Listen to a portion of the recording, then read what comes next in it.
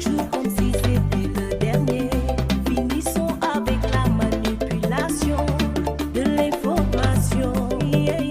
S'informer juste être partout dans le monde. Le number one des graves événements. tey Major en tant que un ancien gendarme boo xamante ne tu es à la retraite tey damay dégg souvent ci seen ay PV ngeen di ne association de malfaiteurs ñan la ëm. Association de malfaiteurs mooy toutes les personnes qui sont organisées dans une association en projetant de commettre des crimes et délits dans le temps et dans l'espace. mooy ñoo xam ne avant entente durable la. am sans action. sans ngeen reyegum wala ngeen defagum ay vol armé tout. le fait que ngeen associé am chef organisé et structuré.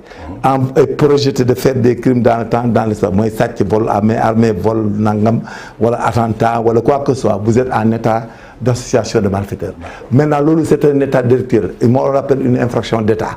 léegi nag bu ngeen commettre nag ay meurtre ay assassinat ay acte de terrorisme ay pose de bombe ak yooyu ñu qualifier beneen infraction. mais là-bas l'association de malfaiteurs devient la circonstance aggravante ci infraction yi ngeen di commettre dans le temps et dans l'espace. d'accord ñu gis ni que parti bii nga xamante ni dissoudre nañ ko yaakaar naa ni mooy parti bu Ousmane Sonko jiite woon. ñu tuddee woon ko PASTEF. maanaam ci ay éléments yi ñu am. le état du Sénégal par décret du président ministre de l'intérieur daal di koy dissoudre. ñoom ànduñu ci yoon may leen ñi def recours ñu dem ca CEDEAO. nga xamante ni ay état africain yu ëmb ñoom ñoo def seen enquête daal di débouté avocat Ousmane Sonko. confirmer li nga xamante ni moom la Cour suprême waxoon maanaam ñu tas parti boobu.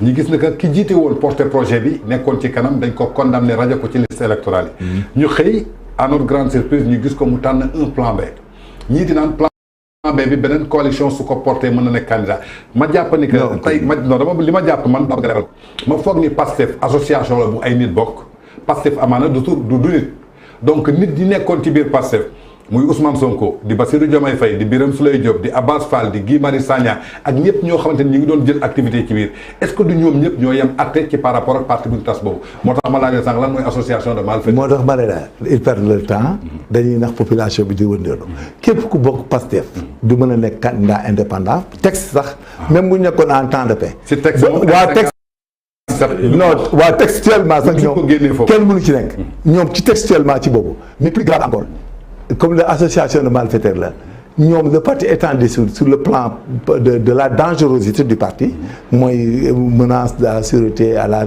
insurrection violence tout ce que vous voulez dire kenn ku bokk ci ñoom bokk Pastef légalement ne peut pas porter un projet indépendant autre et puis ñooñu ku ci dem conseil même beneen parti non mun na porter ñoom nommément les Bassirou Diomaye Faye ñoom les gosses de Thiès là les autres là ñoom les jiey tout ñoom ñëpp a ci yem kenn du ci dem d'accord ñoom ku ci bokk Pastef état bi andi preuve que Pastef nga bokk doo voter ren mais est-ce que tey suñu ubbee procès bi maanaam ba ñu teg firnde yeeg yëpp maanaam condamnation yi daanu est-ce que complice yi aussi duñ leen jàpp non complice yëpp dañu di jàpp état bi fi ne defagul dara. voilà non procès demagul. voilà non yaa on les xam nga crime kaay ma de viol. waa kaay ma jàngal la leen xam nga ñoom la on les appelle des affiliés et des assimilés. xam nga en matière de crime jarul nga daan ay co-auteur ak complice non da nga daan affilié ak assimilé. affilié yi mooy ñi nga xam ne dañuy mooy forme de complicité bi assimilé bi mooy koo xam ne da ngaa posé ay acte comme auteur principal bi ñoom tout acte imputé à Ousmane Sonko.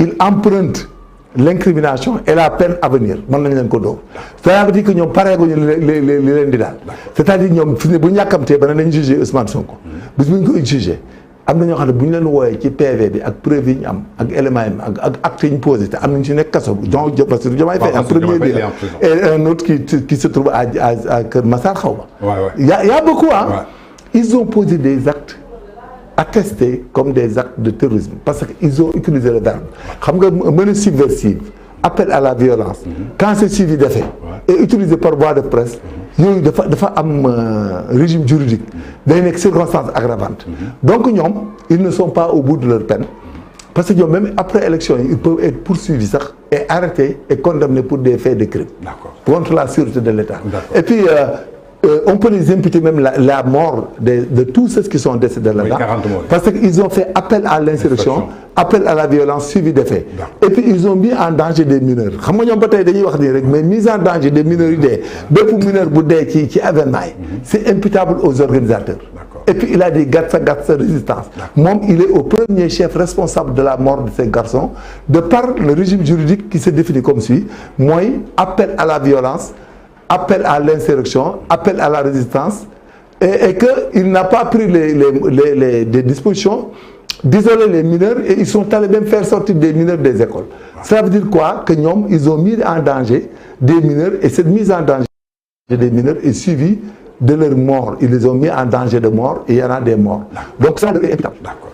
Tey ñu gis ni que am na ñenn ñoo xamante ni jamono ji nee nañu Ousmane Sonko il craint pour sa vie parce que nee nañu vie am dafa nekk en danger par rapport ak contrat bu mu defoon ak ñi nga xamante ne mooy ñoom lañ koy jiñ muy entreprise terroriste yi di salafiste yi dem nañu ba ñu ne numéro 2 bi mu tànn muy plan B maanaam moom moo porté projet Dakhla bi voilà tey yàgg naa ni aussi ñi ngi naan ba ñuy barricade buntu këram ba ñu dindee barricade bi boobu la fa Ousmane Sonko nekkul il avait négocié pour que ñu yóbbu ko prison donc qu'est-ce que Ousmane Sonko est en train de cacher ak ñi nga xamante ni ñoo ko toppoon ak jeunesse bii nga xamante ni dañ ko gëmoon ci wàllu politique alors qu'il y avait quelque chose qu'il cachait derrière. Non, il a peur d'être lynché par des prétendants partenaires cachés. Ouais.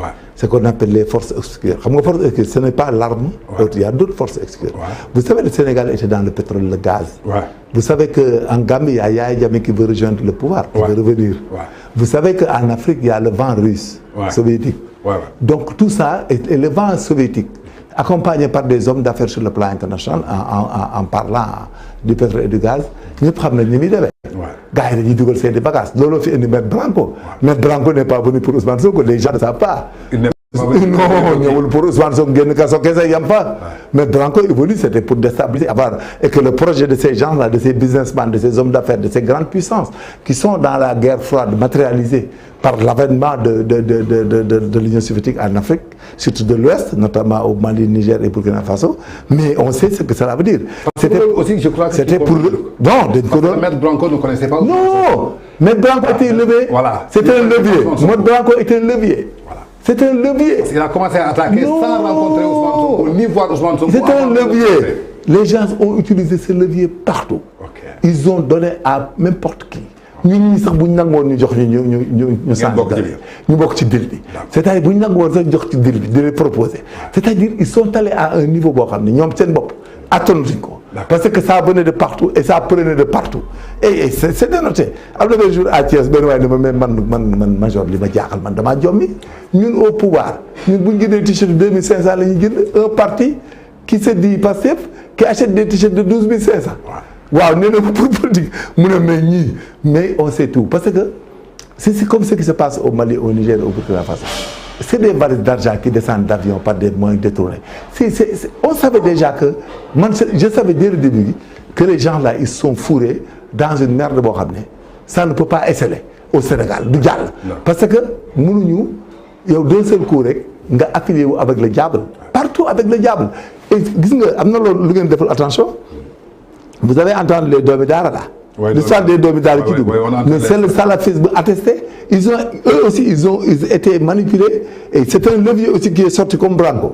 Yooyu yëpp c'est des forces occultes, des mouvements comme les frères musulmans, c'est des idéologies qui ont été réveillées. ñoom ñëpp moo tax ñu def erreur boobu ñu def doomu daara rek erreur bi ñu def xamuñu ko. Ousmane Sonko ne devait jamais accepter à ce que des doomi daara s'affilient à son parti.